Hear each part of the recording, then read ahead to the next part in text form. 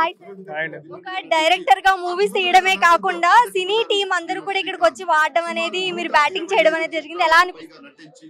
చాలా స్పెషల్ అండి. అంటే ఒక కాజ్ కోసం చేస్తున్నాం కాబట్టి చాలా హ్యాపీగా ఉంది.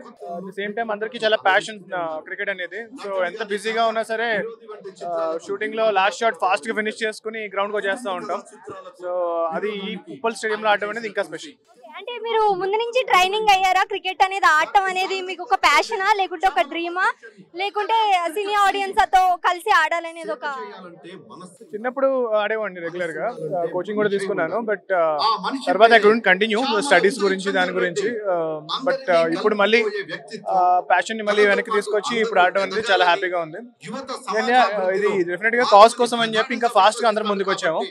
లేదంటే ఎవ్రీబడి విల్ బి లైక్ కొంచెం బిజీగా ఉన్నాము అది ఇది అని. బట్ అందరూ కూడా కలిసి ఈ గేమ్ ఆడడం అనేది చాలా చాలా హ్యాపీ విషయం. థర్డ్ టీమ్ లో పొలిటికల్ టీము, సినీ వార్ టీమ్ ఇద్దరు కూడా ఇప్పుడు ఆడటం జరిగింది. అందులో మీరు, అశ్విన్ గారు, తమన్ గారు అసలు సూపర్ బౌలింగ్ అనేది, బ్యాటింగ్ అనేది చేశారు.